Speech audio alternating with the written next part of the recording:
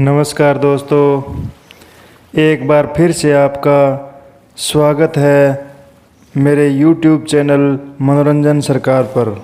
और आप देख रहे हैं बेताल पच्चीसी का दूसरा भाग, पापी कौन। तो दोस्तों चलिए शुरू करते हैं। काशी में प्रताप मुकुट नाम का राजा राज्य करता था।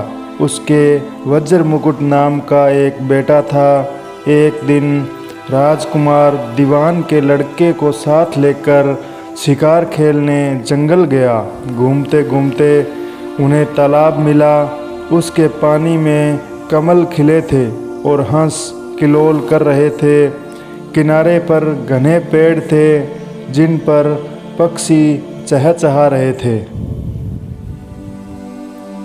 दोनों मित्र वहां रुक गए और तालाब के पानी में हाथ मुँह धोकर ऊपर महादेव के मंदिर पर गए। घोड़ों को उन्होंने मंदिर के बाहर बांध दिया। वो मंदिर में दर्शन करके बाहर आए तो देखते क्या हैं कि तालाब के किनारे राजकुमारी अपनी सहेलियों के साथ स्नान करने आई है। दीवान का लड़का तो वहीं एक पेड़ के नीचे बैठा रहा, पर राजकुमार से रहा नहीं गया। वह आगे बढ़ गया। राजकुमारी ने उसकी ओर देखा तो वह उस पर मोहित हो गया। राजकुमारी भी उसकी तरफ देखती रही।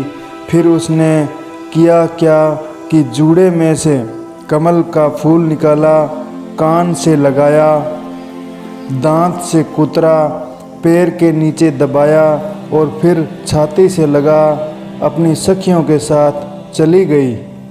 उसके जाने पर राजकुमार निराश हो अपने मित्र के पास आया और सब हाल सुनाकर बोला, मैं इस राजकुमारी के बिना नहीं रह सकता, पर मुझे न तो इसका नाम मालूम है और न ही ठिकाना।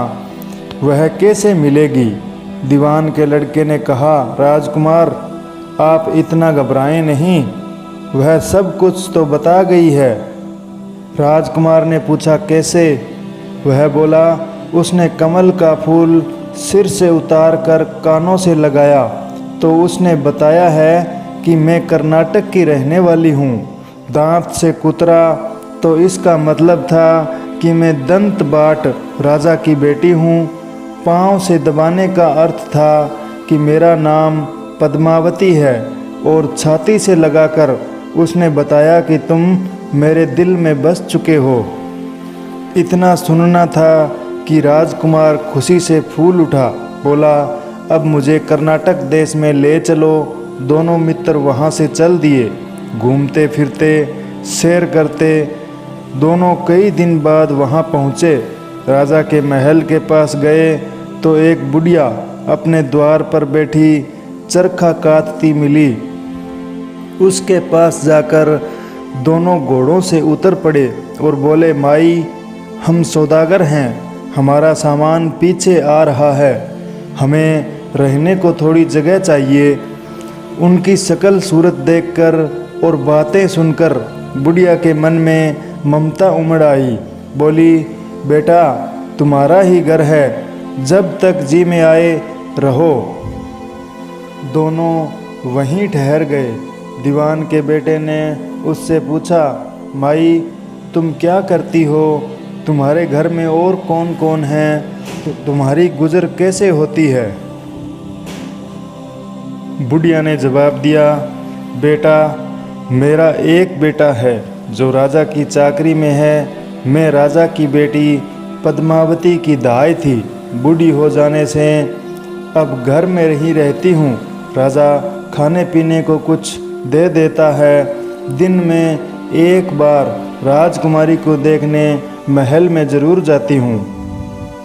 राजकुमार ने बुढ़िया को कुछ धन दिया और कहा, माई कल तुम वहाँ जाओ तो राजकुमारी से कह देना कि जेठ सुदी पंचमी को तुम्हें तालाब पर जो राजकुमार मिला था वह तुम्हारे नगर में आ गया है।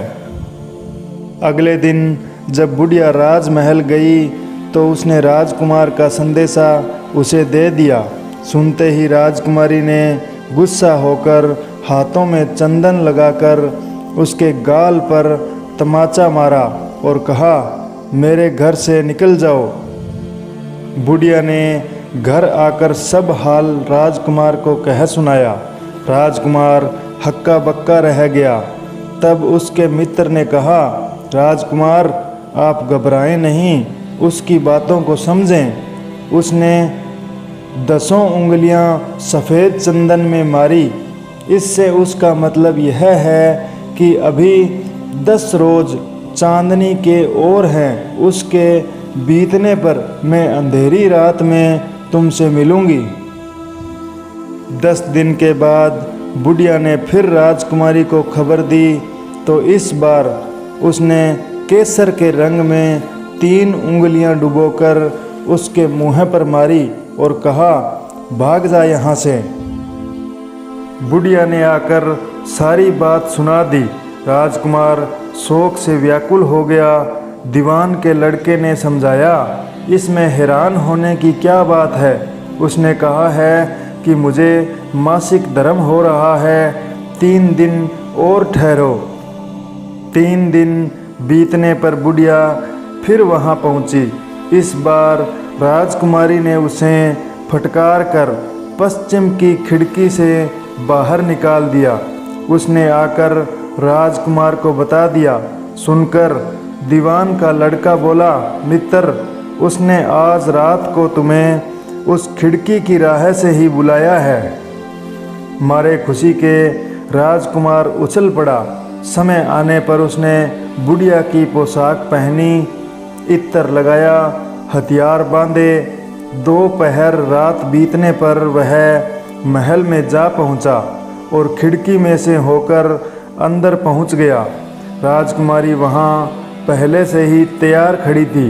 वह उसे भीतर ले गई। अंदर के हाल को देखकर राजकुमार की आंखें खुली की खुली रह गई।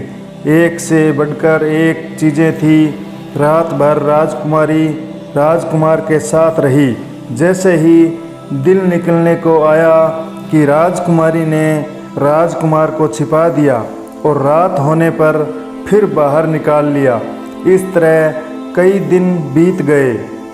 अचानक एक दिन राजकुमार को अपने मित्र की याद आई।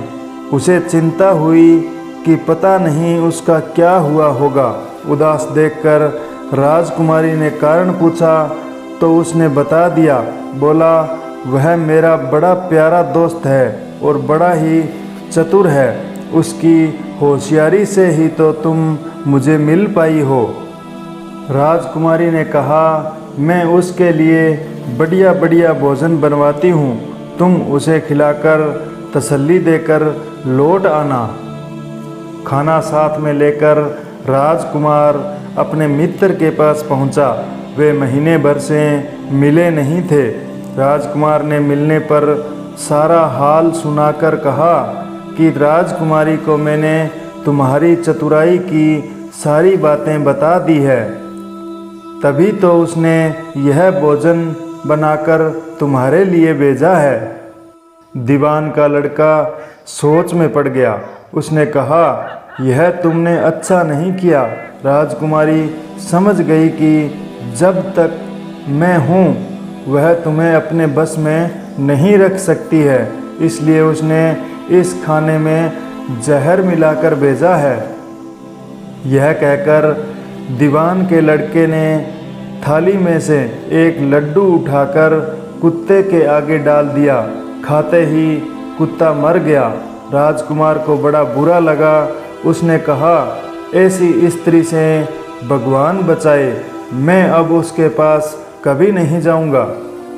दीवान का बेटा बोला, नहीं, अब ऐसा उपाय करना चाहिए जिससे हम उसे घर ले चलें। आज रात को तुम वहां जाओ। जब राजकुमारी सो जाए तो उसकी बाईं जांघ पर त्रिशूल का निशान बनाकर उसके गहने लेकर चले आना। राजकुमार ने ऐसा ही किया। उसके आने पर दीवान का बेटा उसे साथ ले योगी का भेष बना मरघट में जा बैठा और राजकुमार से कहा कि तुम ये गहने लेकर बाजार में बेच आओ और कोई पकड़े तो कह देना कि मेरे गुरु के पास चलो और उसे यहाँ ले आना।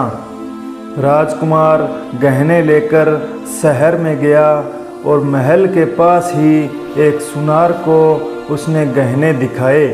देखते ही सुनार ने उन्हें पहचान लिया और कोतवाल के पास ले गया। कोतवाल ने पूछा तो उसने कह दिया कि ये मेरे गुरु ने मुझे दिए हैं। गुरु को भी पकड़वा लिया गया। सब राजा के सामने उपस्थित हुए। राजा ने पूछा, योगी महाराज, ये गहने आपको कहाँ से मिले? योगी बने दीवान के बेटे ने कहा, महाराज, मैं मसान में काली चौदस को डाकिनी मंत्र सिद्ध कर रहा था कि डाकिनी आई। मैंने उसके गहने उतार लिए और उसकी बाईं जांघ में त्रिशूल का निशान बना दिया। इतना सुनकर राजा महल के अंदर गया और उसने रानी से कहा कि पद्मावती की बाईं जांघ पर देखो कि त्रिशूल का निशान तो नहीं है। रानी ने कहा, मैंने तो पहले ही देख रखा है। राजा को बड़ा दुख हुआ। बाहर आकर वह योगी को एक और ले जाकर बोला, महाराज, धर्मशास्त्र में खोटी स्त्रियों के लिए क्या दंड है?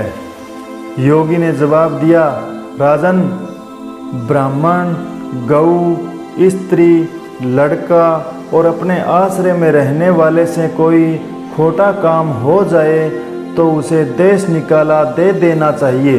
यह सुनकर राजा ने पद्मावती को डोली में बिठाकर जंगल में छुड़वा दिया। राजकुमार और दीवान का बेटा तो पहले से ही ताक में बैठे थे। राजकुमारी को अकेली पाकर साथ ले अपने नगर में लौट आए और आनंद से रहने लगे। इतनी बात सुनाकर बेताल बोला, राजन, यह बताओ कि पाप किसको लगा? राजा ने कहा, पाप तो राजा को लगा।